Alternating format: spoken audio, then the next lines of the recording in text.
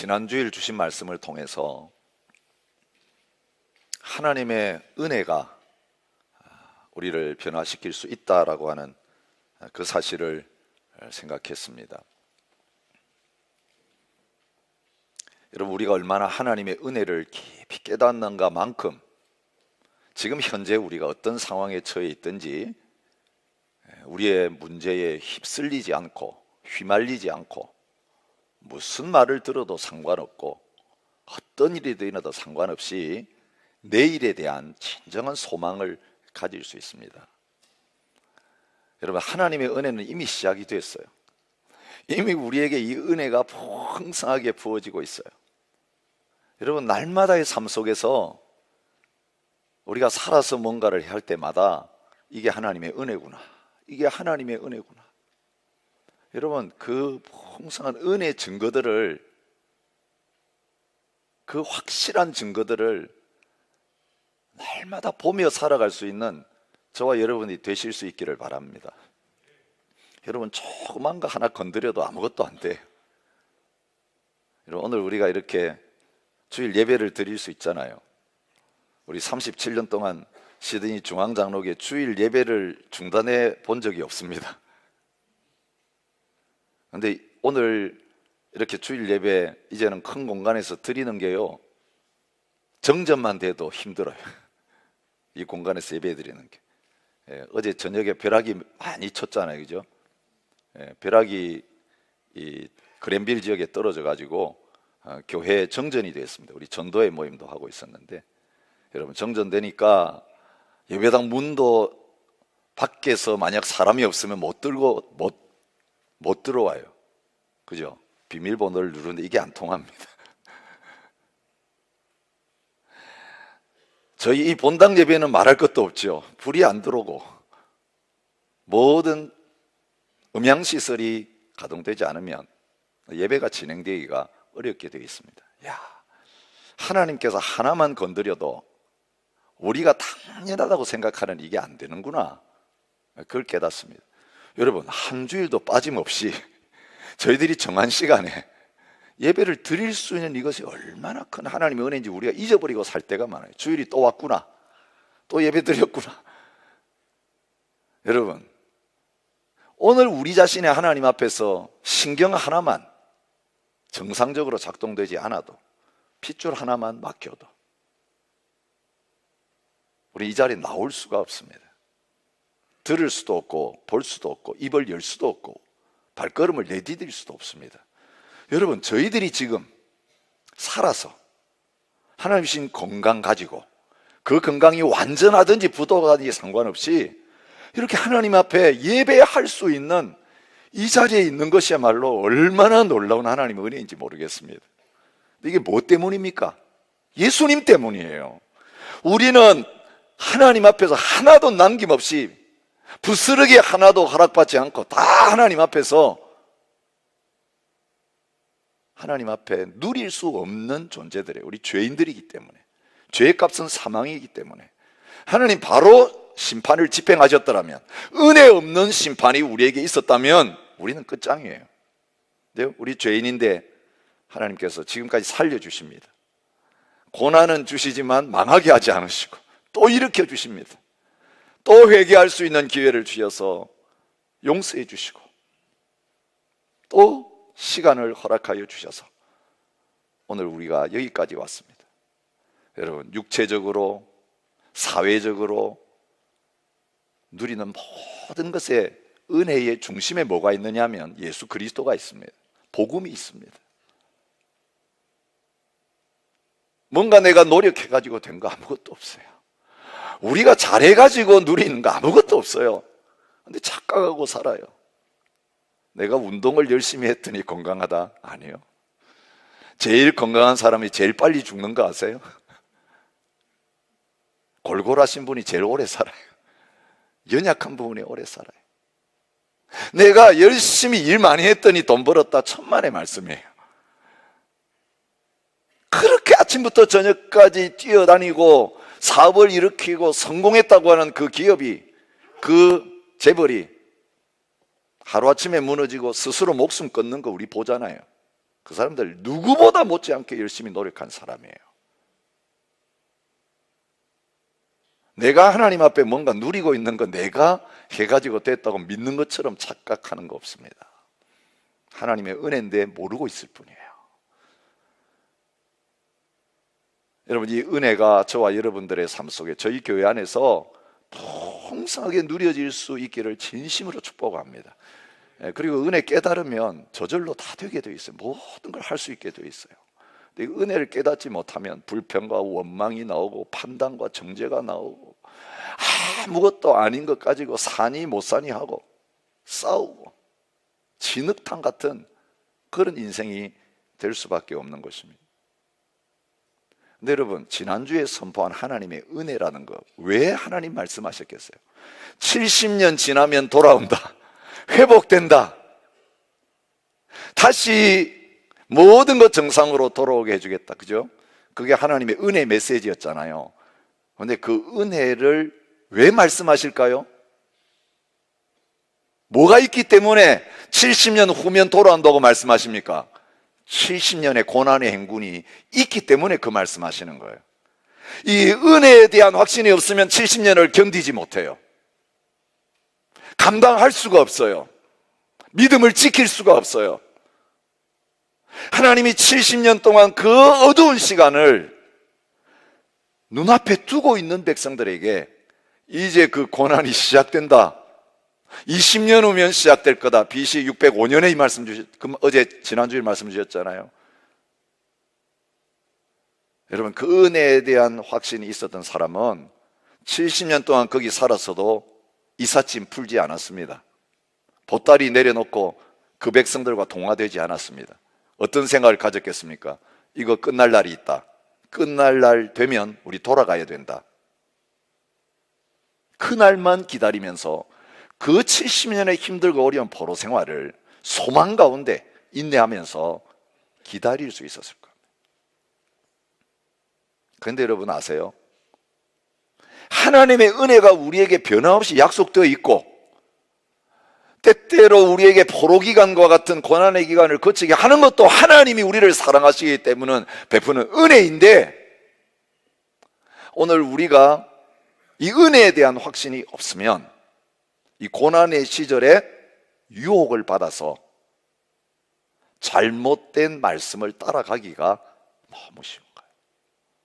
난세 많이 일어나는 게 뭐죠? 거짓 선지자들이 많이 일어나요. 여러분, 개인적으로 막 어려운 일이 겹칠 때, 문제가 많이 생길 때, 그런데 왜 생기는지 모를 때, 그죠? 하나님은 분명히 왜 생기는지 말씀해 주셨어요. 뭐 때문에요? 우상 숭배한 죄 때문에 나라가 망하고 끌려가는 거예요. 원인이 분명히 우리에게 있어요. 그 죄의 문제를 해결하시려고 하나님 고난 주시고 온전히 돌아오면 그 연단을 통해서 성숙해지고 하나님께서 다시 놀라운 회복을 허락해 주시는 것이 하나님의 뜻이에요. 그런데 하나님의 말씀이 분명히 우리의 모든 과거, 현재, 미래를 분명히 보여주셨음에도 불구하고 오늘 우리가 어려움을 만날 때 그 말씀을 붙들지 못하고 문제에만 집착하게 되어지면 어떤 경향을 갖게 됩니까? 빨리 여기서 벗어나고 싶은 거예요. 해결책만 자꾸 찾는 거예요. 그리고 뭐가 알고 싶어요? 어떻게 이 문제에서 풀려나지? 언제 끝나지? 그걸 알고 싶어요. 그러면 누구를 찾아가게 되죠? 점쟁이 찾아가게 돼요.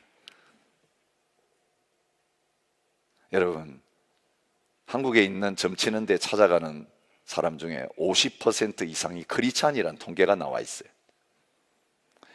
여러분, 한국 신문에는 오늘의 운세가 늘 나와요. 호주 신문에 나오는지 모르겠습니다. 나오는 신문들이 있더라고요. 그죠? 오늘의 운세. 한국에서는 무슨 띠에 대해서, 그죠? 오늘 뭘 조심해라. 그거 나와요. 호주는 호로스코프. 어느 별자리냐에 따라서 운세 나오죠? 똑같아요. 한국이나 호주나 다를 바가 없어요. 재미로라도 읽어보시는 분 계십니까?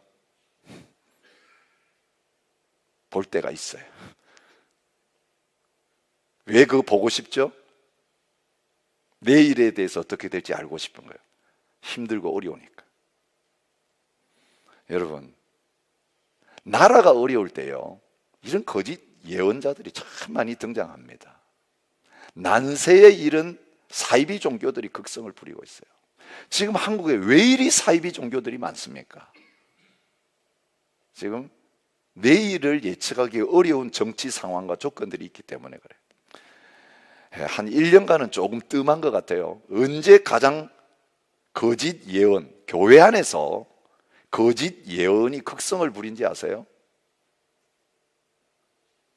북한이 미사일 쏘기 시작하고 핵실험하기 시작할 그때였어요. 그때 여러분, 교회 안에 자칭 선지자라고 하는 사람들이 거짓 예언을 막 남발했어요. 그런데 많은 성도들이 거기에 흔들렸어요. 한반도에 전쟁이 일어날 거라고 하는 거짓 예언, 많은 사람들이 솔깃하게 귀를 기울였습니다. 이제 곧 말세가 임할 것처럼, 이제 곧 종말이 오니까 빨리 준비해야 된다.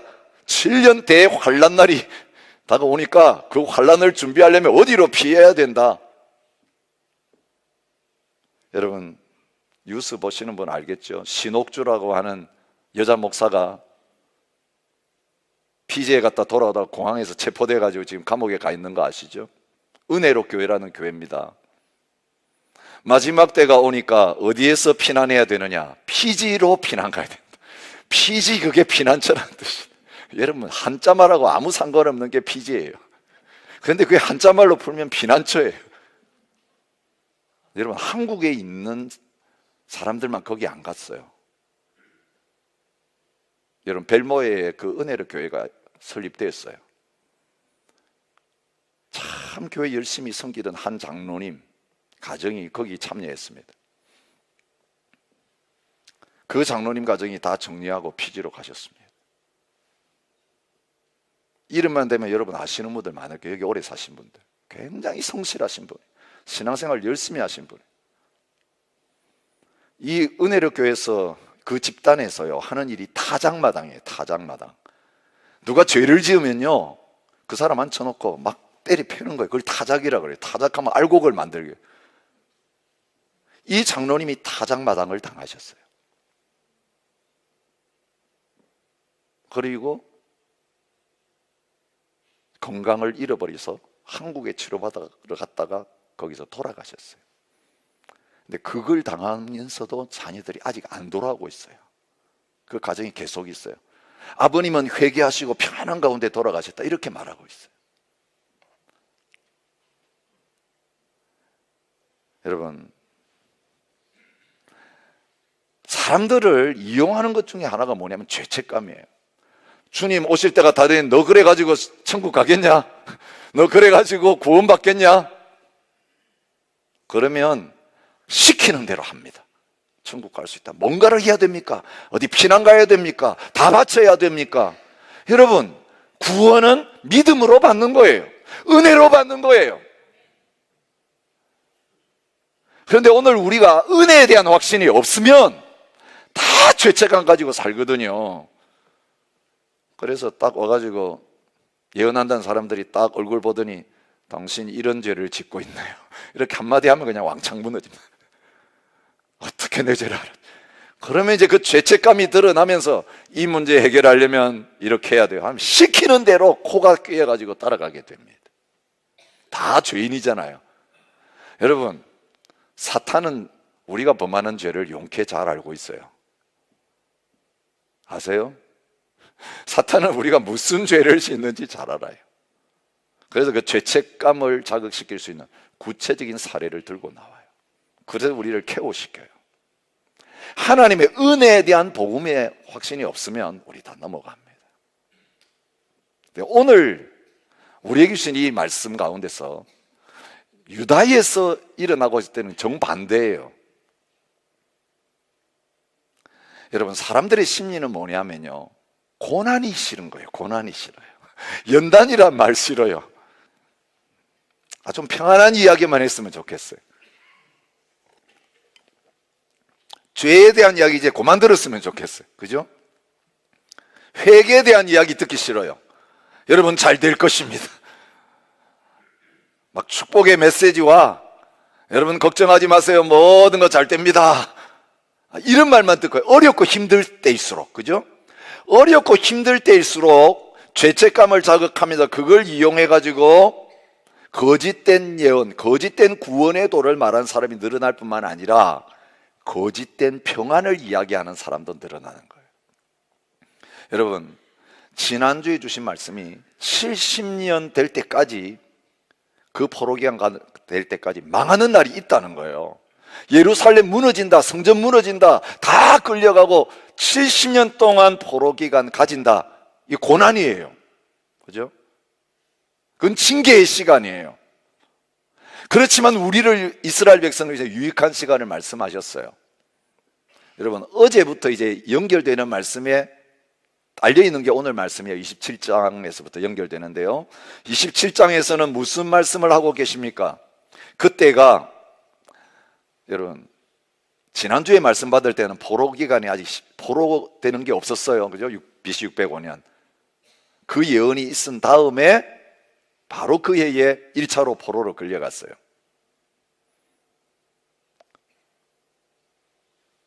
그 후 597년, 8년 후에 2차로 포로로 끌려갔어요. 2차로 포로로 끌려간 지 4년 후인 시드기야가 다스리긴 지 4년째 5달에 이 말씀이 임했다. 이런 일이 벌어졌다. 그렇게 말하고 있어요. 여러분, 1차, 2차 끌려갔으면 다음에 뭐가 남았습니까? 3차가 남았습니다. 3차가 마지막입니다. 오늘 이 본문에 사건이 있은 지 7년 후에 정확하게 이제 완전히 망하는 자리에 있게 됩니다. 어떻게 돼가고 있습니까? 말씀하신 대로 돼가고 있어요. 그죠? 그리고 이제 이게 7년 후면 완전히 이루어지기 때문에 예레미야에게 예언을 하면서 어떻게 예언하라고 하셨어요? 멍에를 만들고 줄을 묶어가지고 다니면서 예언하라는 거예요. 이 멍에는 뭡니까? 바벨론이에요. 바벨론이 너희들을 끌고 가가지고 70년 동안 자유를 잃어버리고 멍에를 메고 다니는 그런 일이 있어지게 될 거다. 그러면서 뭘 준비시킵니까? 하나님이 예정하신 70년의 징벌의 시간, 징계의 시간, 고난의 시간 지나야 구원이 온다. 그런데 그날이 곧 다가오고 있으니까 멍에를 매일 준비를 해라. 바벨론에 항복하는 게 살 길이라는 말하는 거예요. 바벨론을 물리쳐 주옵소서, 바벨론이 우리에게 오지 않고 이기지 못하게 하옵소서, 이런 기도하지 말고 바벨론이 잘 되기를 기도하라는 거예요. 왜? 너희가 바벨론 가서 70년 살 거니까 그 땅을 축복하고 이제는 이사갈 준비해야 된다. 이게 예언의 말씀을 제대로 받아들인 사람은 해야 될 일이에요. 그런데 그 나라가 망하고 포로로 끌려가는 거 준비하는 게 쉽지 않잖아요. 근데 그렇게 기쁨으로 갈 수 있는 이유는 뭡니까? 70년이 지나면 돌아온다는 거예요. 영원히 아니라는 거예요. 하나님의 은혜가 있다는 거예요.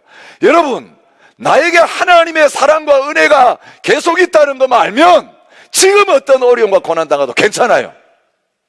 이 확신이 없으니까 흔들리는 거예요. 나 망하나 보다, 끝장났나 보다, 나는 하나님 버렸나 보다. 여러분, 사탄이 얼마나 교묘하게 그렇게 말하면서 속이는지 몰라요. 그래서 고난에 대한 말씀, 하나님의 징벌에 대한 말씀 듣기 싫어하는 거 알고 딱 그때 거짓 선지자를 보내가지고 하는 말이 뭐냐면 그런 일은 안 일어날 거다. 여러분, 그때 등장한 선지자가 누굽니까? 하나냐라고 하는 선지자가 등장합니다. 성전에서 제사장들과 모든 백성이 보는 앞에서 말합니다. 이게 뭐냐면 예언 공개 대결이에요. 하나님의 성전에서 제사장과 모든 백성들 다 모아놓고, 여러분, 갈멜산에서 엘리야와 거짓 선지자들 대결하는 것 같은 예언 대결이 이루어지고 있는 것을 봅니다. 여러분, 거짓 선지자도 얼마나 말하는 내용을 보면 분별하기가 어려운지 알 수 있어요. 뭐라고 말합니까? 만군의 여호와 이스라엘의 하나님이 이같이 일러 말씀하시기를. 하나님이 내한테 말씀하셨다는 거야. 여러분, 예언 받았다는 사람 치고 하나님의 음성 안 들었다는 사람 없습니다. 환상 안 보았다는 사람 없습니다. 근데 그게 진짜 하나님의 음성인지 진짜 환상인지 분별할 기준이 그들에게는 없어요. 우리들은 우리가 듣고 싶은 이야기를 해주면 다 속아 넘어가요. 힘들고 어려워서 피하고 싶은 사람에게는 그 평안을 이야기하면 꼬박 넘어갑니다. 내가 뭔가 더 해야만 하나님의 사랑과 축복을 받고 싶다는 사람에게는 이거 해야 된다, 저거 해야 된다, 그 메시지가 주어져요. 똑같은 거짓 선지자인데 사람에 따라서 그 약점을 알기 때문에 정반대 이야기를 하는 거예요. 여러분, 우리가 영적으로 하나님 앞에 말씀 중심으로 서 있지 않으면 하나님이 말씀하신 대로 이룰 거다. 그게 말씀하신 하나님, 여러분, 그게 기록된 말씀으로 분명히 보여주셨는데도 이 기록된 하나님 말씀을 우리 손에 가지고 있고 읽고 공부하고 알고 있는데도 그 말씀 위에 굳게 안 서 있으면 그 말씀대로 살기 싫고 이런 일이 안 생겼으면 좋겠고 하나님의 은혜가 믿어지지 않고 이런 상태에 있으면 바로 우리의 그 영적인 약점을 딱 파고 들어와서 사탄은 거짓 예언을 통해서 우리를 미혹하게 되는 거예요. 그리고 모양은 광명의 천사로 가장하고 오잖아요. 예수님이 그저 거짓 선지자 마지막 때 많이 일어날 거라고 이야기했어요. 바울도 수없이 이미 그 당시에 거짓 선지자들이 있었고 마지막 때가 되면, 난세가 되면 더 그런 일이 많이 생겨질 거라고 예언한 대로 그렇게, 이 나라가 이제 망하기 직전이 이 혼란의 시대에 사람들이 어떻게 될지, 진짜 끌려가냐 마냐, 예레미야는 이렇게 말하는데 이거 진짜 될 거냐, 진짜 바벨론에 항복해야 되냐, 이삿짐 쌀 준비를 해야 되냐, 막 여러분 인생이 걸려있고 나라의 운명이 걸려있는 이때에 거짓 예언자들이 그 교묘한 사람들의 심리를 파고 말하는 거죠. 뭐라고 말합니까? 내가 바벨론 왕의 멍에를 꺾었느니라. 바벨론 지금 망하게 될 거라는 거예요. 여러분, 이미 사람들이 포로로 끌려갔고 성전의 기구들도 빼앗아갔어요. 2차 포로 때 그랬어요. 그때 에스겔이 끌려갔어요. 많은 성전의 기구도 함께 뺏겼어요. 뭐라고 예언합니까? 바벨론 왕 느부갓네살이 이곳에서 빼앗아간, 바벨론으로 옮겨간 여호와의 성전 모든 기구를 2년 안에 다시 돌려보내겠다. 여러분, 성경은 뭐라고 합니까? 하나님 뭐라고 하셨습니까? 70년이에요. 근데 이들은 2년 안에 다시 포로로 안 끌려갈 뿐만 아니라 바벨론이 망하고 그 다음에 지금 끌려갔던 것 다시 빼앗겼던 거 2년 안에 다시 돌아온다. 얼마나 희망의 메시지입니까? 70년이나 고생할 줄 알았는데 2년이면 모든 게 해결되네. 포로로 안 끌려가도 되네. 얼마나 사람들이 듣고 싶어하는 메시지였겠어요. 여러분, 지금 병이 나을 것입니다. 오늘 경제 문제 해결됩니다. 오늘 가정이 회복됩니다. 이미 소식 듣고 싶은 거예요. 자녀가 오늘 저녁에 회개하고 돌아와서 기도 응답으로 구원받고 할렐루야. 여러분, 다 그런 하나님 응답 받고 싶어 해요. 근데 거짓 예언자들이 바로 그때 이런 메시지를 날리고 있는 것을 보게 됩니다. 근데 이것은 하나님께서 예레미야를 통하여 하셨던 말씀과는 정반대가 되는 말씀이었습니다. 이런 하나냐를 향해서 참 선지자 예레미야가 도전하고 있는 것을 볼 수 있습니다. 여기서 진짜 선지자와 거짓 선지자가 차이가 나는 걸 보게 돼요. 여러분, 잘 분별하세요. 내 욕심에 매여 있으면 분별이 안 돼요. 내 귀를 즐겁게 하는 소리를 들으려고 하면 분별할 수가 없어요. 그러나 하나님의 말씀에 근거하고 있으면 분별돼요. 말씀을 아는 자는 분별해요. 여러분, 그리스도의 영이 우리 안에 있으면 이 영적인 분별력이 저절로 생겨요. 우리가 복음 안에 있으면 가짜 복음을 금방 분별해요. 여러분, 진짜를 맛본 적이 없으니까 가짜에 속아 넘어가는 거 아니에요. 여러분, 가짜 화폐를 구별하는 방법은 다른 데 있지 않다고 그러잖아요. 진짜 화폐를 계속 본 사람은 가짜 화폐 조금만 해도 이상하다 생각해요. 여러분, 어떤 설교를 듣고 책을 읽고 유튜브를 봤는데 여러분이 성령 안에 있고 복음 안에 있고 말씀 안에 있는 사람은 여러분 신학적인 지식이었기 때문에 뭐가 틀렸는지는 잘 모르겠어요. 근데 뭐가 느껴져요? 이상한데 느껴져요. 먹던 음식하고 다른 거예요. 여러분, 맛을 볼 때 그런 거 있잖아요. 저도 한 번씩 음식점에 가는데요, 그 음식점 맛이 너무 좋았어요. 그래서 그 맛 때문에 갔는데 어느 날 가서 똑같은 걸 시켰는데 뭘 느껴요? 맛이 달라졌다. 뭐가 달라진 겁니까? 주방장이 바뀐 거예요. 여러분, 뭐가 맛이 달라진지 모르겠어요. 뭐 무슨 조미료가 안 들어갔는지, 그죠? 근데 느끼죠. 여러분, 하나님의 말씀 안에, 성령 안에 우리가 바른 것을 가지고 있으면 분별하고 잘못된 것에 넘어가지 않는데, 내가 원하는 것을 듣고 싶어서 신앙생활하고 성경 읽으면서도 다 믿고 다 안 받아들이고 싹싹 내가 좋아하는 것만 뽑아가지고 묵상하고, 하나님도 내 유익을 위해서 복 받으려고 이용하는 그 자리에 있는 사람은 제일 이단들과 거짓 선지자들이 속여 먹기 좋은 사람이에요. 저보고 그거 하라고 한다면 성공할 자신이 있어요. 저 여러분 형편 너무 잘 알잖아요. 오늘 제가 헷가닥 해가지고 이거 이제 복음 더 이상 전하기 싫어요. 이거 사람들 들으려고 하지도 않고 좋은 소리만 들으려고 하는데, 개인적으로 오늘부터 여러분 한 가정 한 가정 신방에서 제가 들은 하나님 말씀을 여러분에게 전달하겠습니다.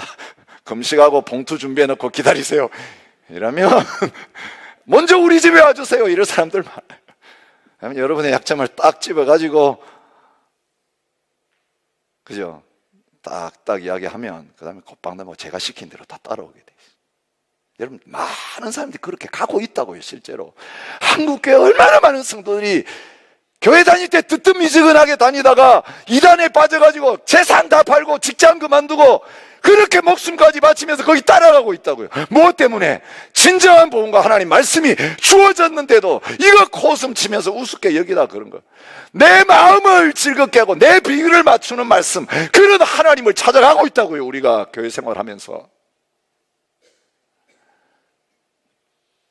오늘 이런 자리에 있는 하나님의 백성들을 하여 참 선지자의 모습을 예레미야를 통해 도전하고 있습니다.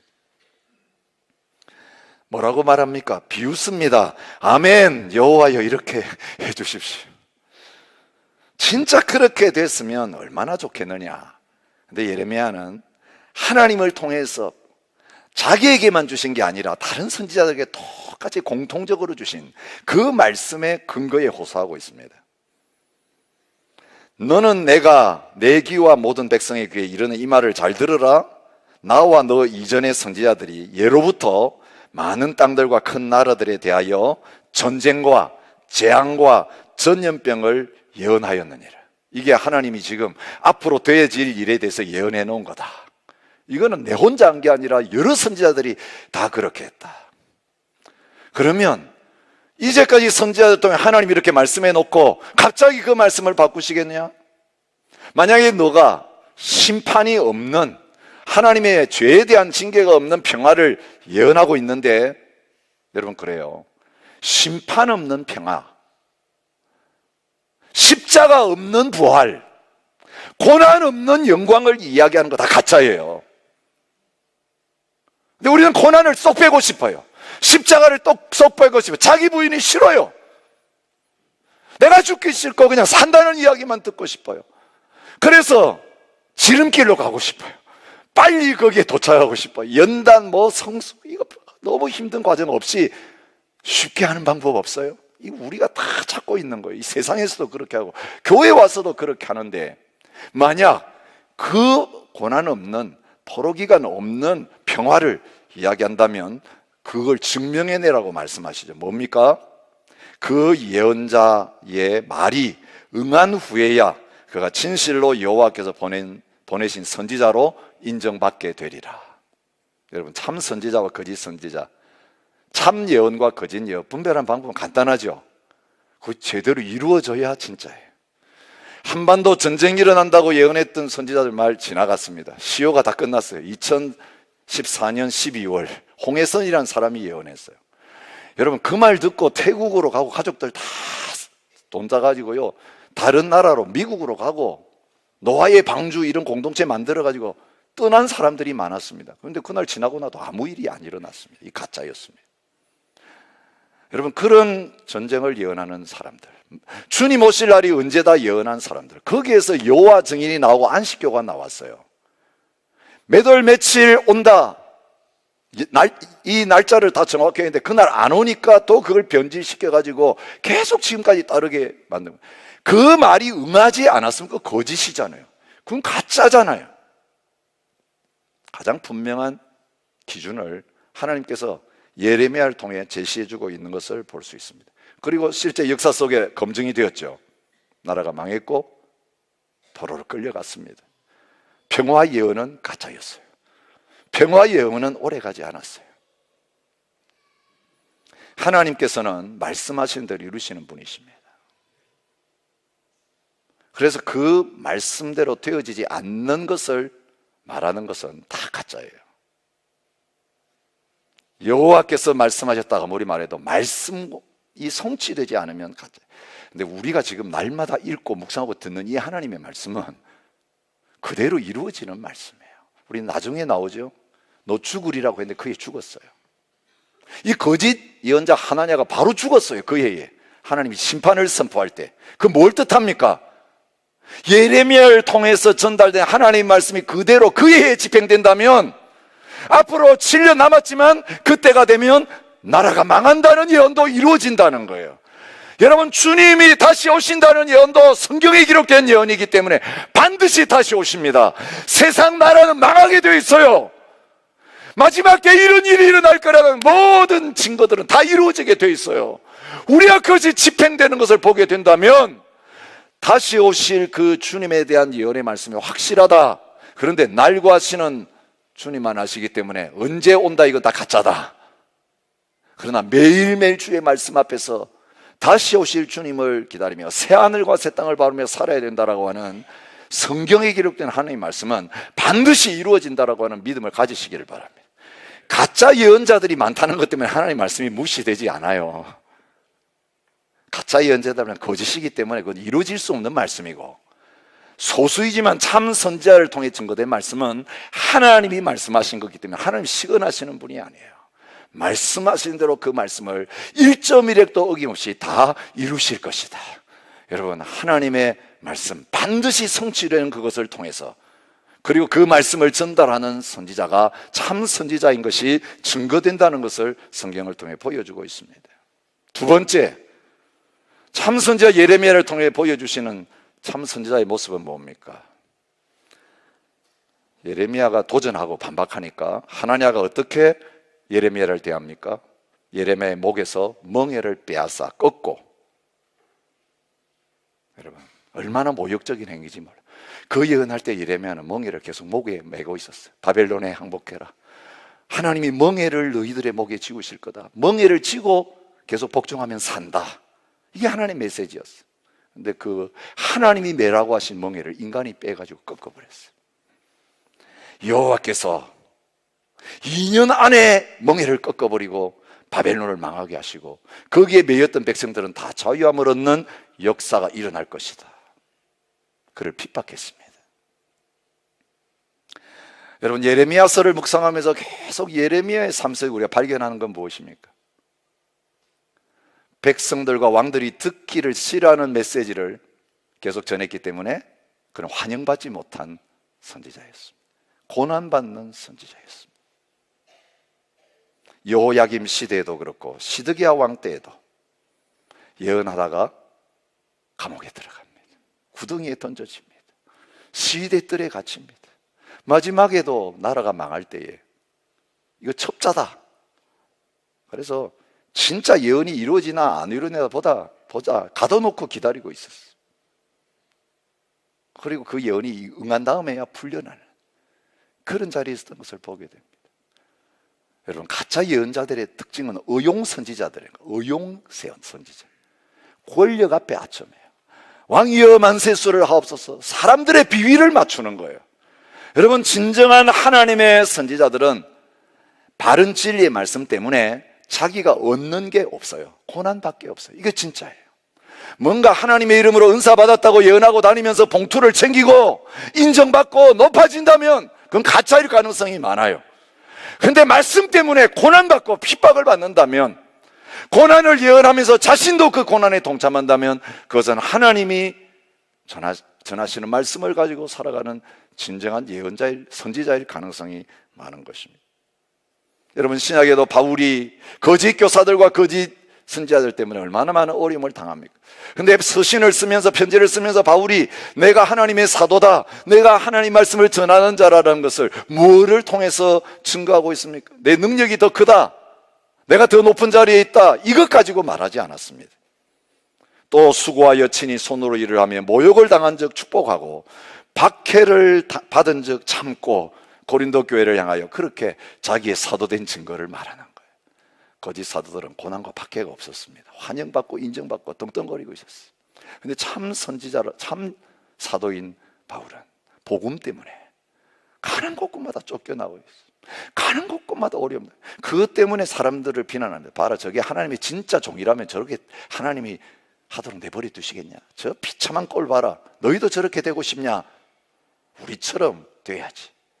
사람들의 교묘한 탐욕, 박해받기 싫고 순종하다가 고난받기 싫고 손해보기 싫고 이 심리를 이용하면서 세상에서 편하게 잘 살면서 천국도 가면 너무 좋겠다. 여러분, 그 메시지 가지고 사람들을 현혹한 거죠. 갈라디아서 4장 29절에 이렇게 말합니다. 여러분, 이스마엘과 야곱의 그 예를 들고 있잖아요.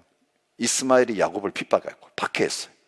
결국 쫓겨났죠. 하갈에게서 난 자와 사라에게서 난 자, 이게 씨가 다른데 거기 아브라함 가정 안에서 어려움이 있어요. 그 예를 들면서 말합니다.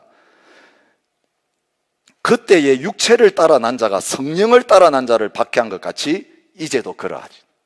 여러분 아세요? 교회는 육체파가 이길 때가 더 많아요. 성령파보다. 예수파가 세상파보다 교회에서 힘을 발휘해요. 그래서 동성애를 교회가 통과시키는 거예요. 신사참배를 교회가 가결하는 거예요. 속지 마십시오. 성령 안에, 그리스도 안에 있지 않으면 우리는 육체가 주인되는 삶을 살게 돼요. 세상을 따라 살게 돼요. 그 배후에는 마귀를 따라 사는 배교가 거기에 있는 거예요. 오늘날 또 주님은 말씀하십니다. 무릇 그리스도 예수 안에서 경건하게 살고자 하는 자는 박해를 받으리라. 이 세상이 그렇습니다. 근데 우리는 박해를 싫어하다 보니까 이 거짓 예언의 말에 속아 넘어가는 경우가 많다는 것입니다. 예레미야가 참 선지자인 증거를 하나님께서 이제 나타내기 시작하십니다. 이렇게 당하고 왔을 때에 하나님께서 예레미야에게 말씀으로 임하셨다. 12절이 말하죠. 선지자 하나냐가 선지자 예레미야의 목에서 멍에를 꺾어버린 후에 여호와의 말씀이 예레미야에게 임하니라. 여러분, 예레미야서에 여호와의 말씀이 예레미야에게 임하니라는 게 한 번이 아니에요. 몇 번 나와 있는지 아세요? 39번이 나와요. 여호와의 말씀이 임할 때 입이 열렸어요. 여호와의 말씀이 임하지 않으면 아무것도 할 말이 없었어요. 예레미야가 선지자로 부름받는 그 광경을 보십시오. 예레미야 1장 4절부터 7절입니다.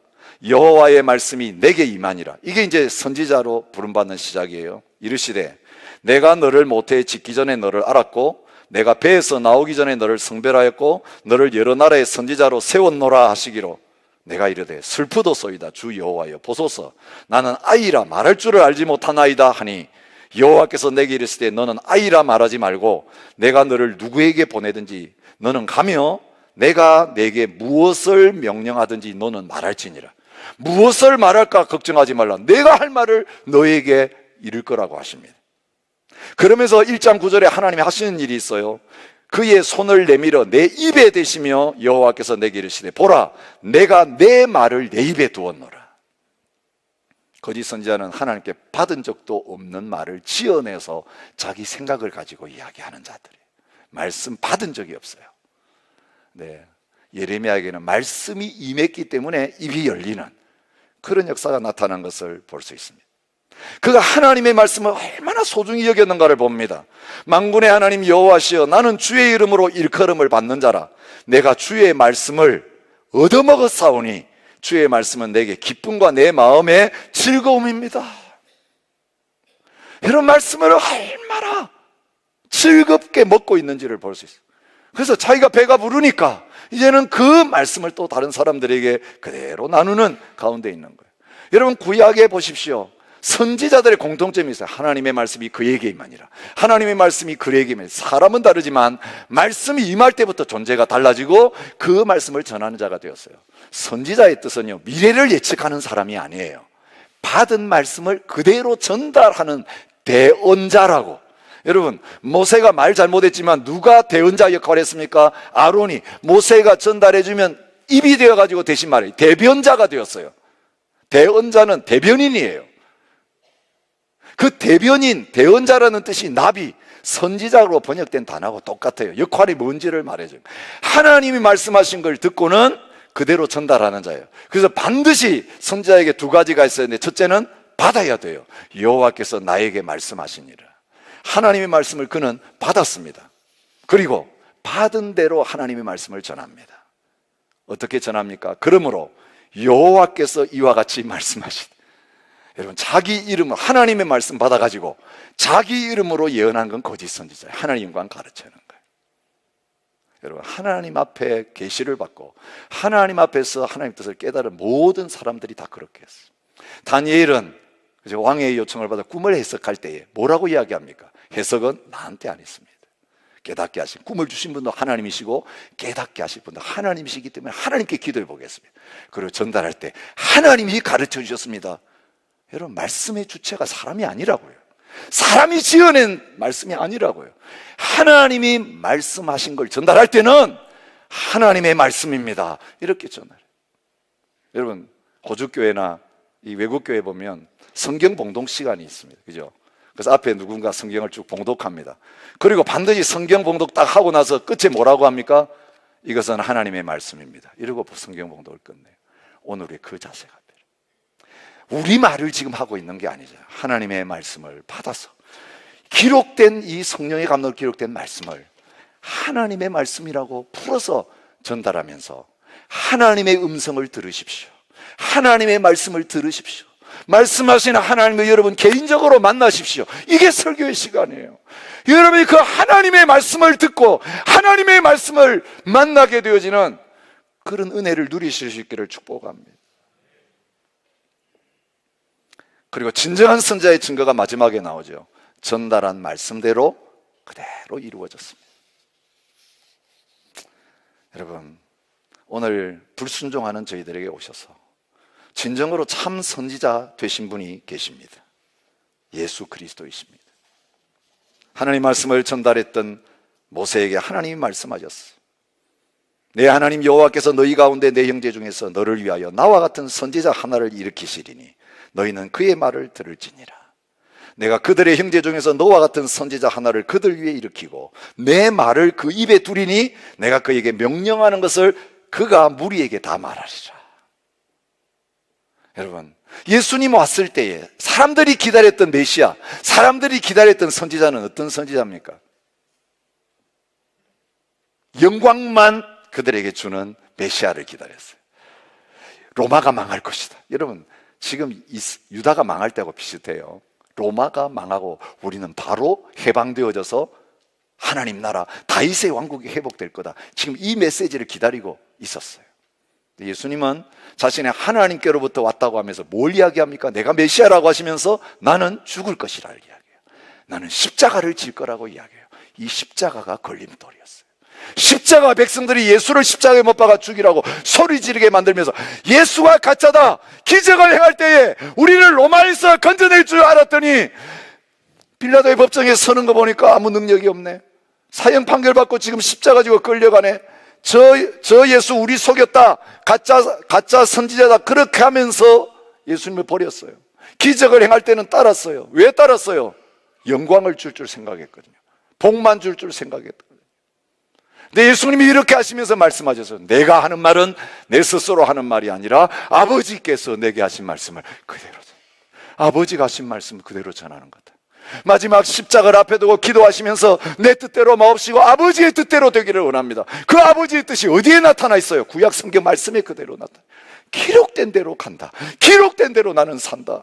얼마나 말씀을 통해 드러난 하나님의 뜻, 하나님의 음성, 그것을 예수님이 받아들이셨는지 말이에요. 예수님 당시도 가짜 선지자들 너무 많았어요. 내가 메시아다고 나와가지고 로마는 곧 물러가게 될 거다. 근데 다 실패로 돌아갔는데 예수님은 그 가짜 선지자와 다른 점이 십자가를 말씀하시고 그 다음에 부활을 말씀하세요. 그렇다면 오늘 이 예수님을 우리의 주로 모시고 사는 저희들에게 주님이 뭘 이야기하십니까? 이 마지막 때의 난세를 살아가는 우리들에게 뭘 이야기하십니까? 하나님의 자녀이면 상속받을 사람이다. 그런데 그 하나님의 나라 임할 때에 그 모든 하나님 나라를 상속받으려면 이 땅에서는 어떻게 살아야 된다고요? 고난을 받는 자리에서 예수님의 이름으로 고난을 받는 게 우리에게는 영광이다. 이 고난은 잠시 받는 거예요. 70년밖에 안 돼. 그러나 하나님의 영광은 영원하다는 것을 우리에게 보여주고 있어요. 그 고난의 시대가 우리 앞에 지금 펼쳐지고 있습니다. 그 7년 대환란의 날을 우리가 지금 살고 있습니다. 여러분 한번 살아보십시오. 말씀대로 믿겠다고 결정하고 내 가정에서부터, 내 사업장에서부터, 내 직장에서부터, 학교에서부터 하나님의 말씀대로 전하기 시작하고 살기 시작할 때 우리에게 오는 것은 박수가 아닙니다. 손가락질입니다. 우리의 멍에를 꺾어가지고 조롱하는 일들이 오게 될 것입니다. 이제는 공개적으로 길거리에서 복음을 전하면 모독죄로 체포당하는 시대가 되었습니다. 말씀으로 전하면 차별법 위반이라고 금지당하는 일이 호주에서 지금 열려지고 있어요. 각오하셔야 돼요. 교회에서만 믿고 세상에서는 들은 말씀을 선포하지 않고 너희는 어떻게 믿냐? 어떤 게 복음이냐 할 때 물타기하고 여호와께서 말씀하시되 전달하지 아니하고 우리 생각을 가미시켜가지고 사람 듣기 좋은 대로 전도하고 말한다면 가짜 복음이에요. 바울은 말합니다. 너에게 전한 것은 주께 받은 것이 십자가도 이야기하고 부활도 이야기하면서 이게 주님께 받은 말씀이라고 이야기합니다. 그리고 아주 무서운 선포를 하죠.